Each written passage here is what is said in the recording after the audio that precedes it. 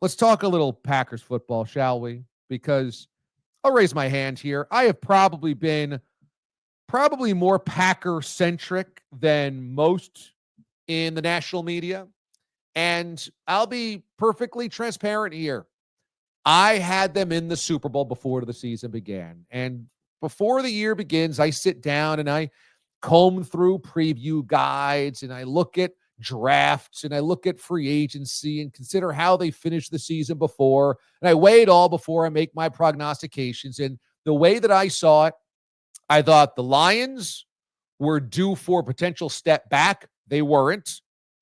I thought the rest of the NFC was questionable at best. I thought the Niners were going to be victims of the Super Bowl losers curse. That came true.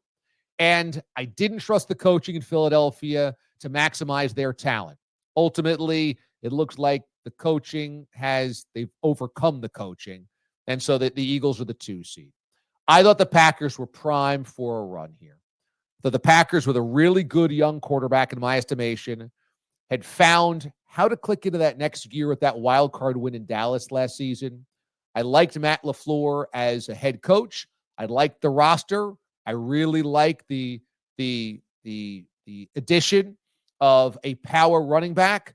And I thought that Josh Jacobs could be a real perfect antidote to putting too much on the arms of a young QB. I like their 2 young wide receivers. I like their secondary. I like their pass rush.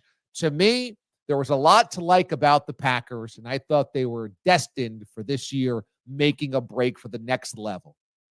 Never happened. It never happened. And I got to own this one.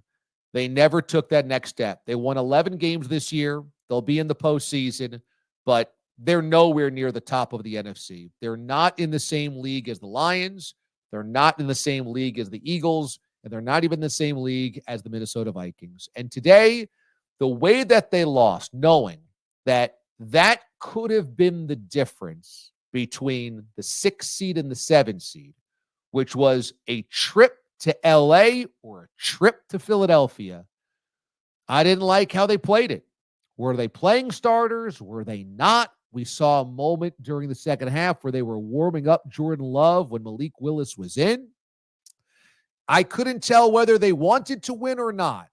And at the end, they were gifted a fumble by the defense and for the Bears that set themselves up in beautiful position to kick the game-winning field goal. And then the final possession, the final series, they couldn't pick up the first down.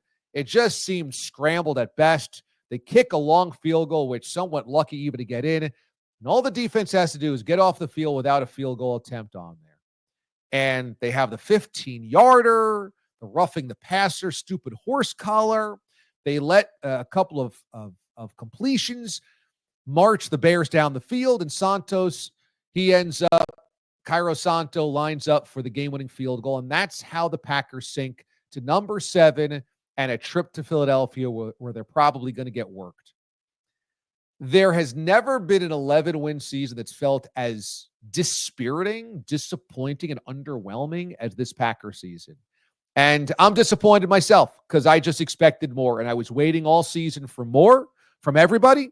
I was waiting for more from the quarterback, from the coach, from the defense, from the wideouts, and outside of Josh Jacobs, nobody outplayed their expectations. And so ultimately, the Packers got exactly what they deserve.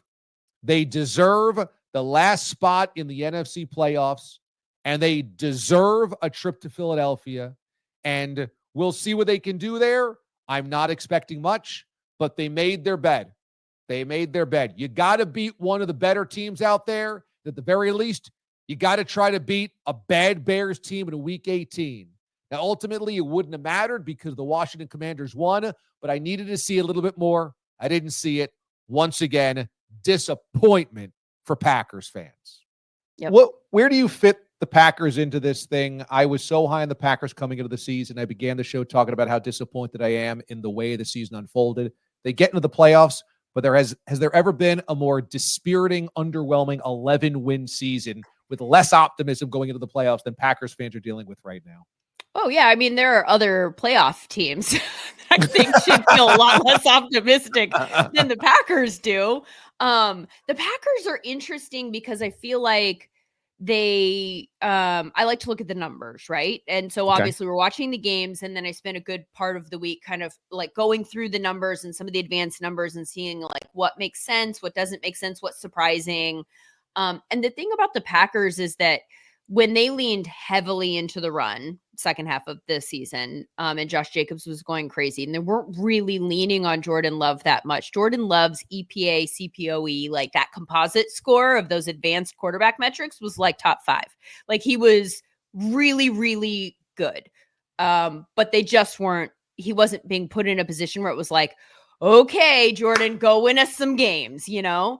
But I don't know that we found out whether he couldn't, you know? And so it's an interesting Largents. Like I did do local sports in Santa Barbara. Sorry, the comments. I have like ADD. I can't focus on one thing or another. Oh yeah. But I think my main takeaway with the Packers this season, so offensive side of the ball, I think that they need like a wide receiver one. And I know some people kind of feel like that's dumb to have to like label the wide receivers like that, but they don't have like a target earner. They don't have a guy. They need a guy, in my opinion, that is that guy that's going to dominate target share. And then and then I think that their wide receiver room is good enough outside of that. Like they have a wide receiver room of people that are all good, but not great, you know? And so it's an interesting, I mean, people who play fantasy, you mentioned I do a fantasy podcast. They've been so frustrating because you can't play any of those wide receivers for the majority of the season in fantasy because you never know which one it's going to be. And it could be Jaden 1 week and then he goes away for like 6 weeks, you know, and it's hard to tell. Dontavian Wicks is the most interesting wide receiver in that room to me, because he's a guy who, like, if you look at all of the, like the grading and stuff, like if you're judging him, if you just look at him and you judge every single route and all of the, like the ability to separate all of these different things that are kind of the things that are hard to find, he does those well. And then he gets a ball that comes his way and it bounces off his hands. It's like, the catching should be the easy thing for the wide receiver to do. He does all the hard things, but he can't catch the ball. And it's wild. It's like on the Sumer Sports Show last Tuesday, we were talking about Anthony Richardson, who weirdly grades. So we have like an all-in grade, you know, like a scouting type of grade at Sumer. And he grades out as the best decision maker in the NFL. Wow. Anthony Richardson. And what that means by the standards of this grading scale is that he scans the field and on any given play, puts the ball or targets the person with the ability to pick up the most yards. He consistently, apparently, makes the smartest decision in that regard more often than other people, which is crazy. And then his accuracy rating is the lowest in the NFL. And it feels like that's like the quarterback version of what I'm talking about with Dontavian Wicks, where you're like, okay, so maybe he can see the field and he is making the decision making, which you would think is the hardest part for a younger quarterback. Maybe he does do that well, and then he just can't throw the ball well to the right spot. Like It's like, you know, there are some things that are just really hard to figure out, but then it makes that a hard eval because you're like, well, you could go into the off season and just throw some balls, work on that, right? Like if you're Dontavian Wicks, like, hey, work with some jugs machines. And this is how they do that, apparently. What am I doing?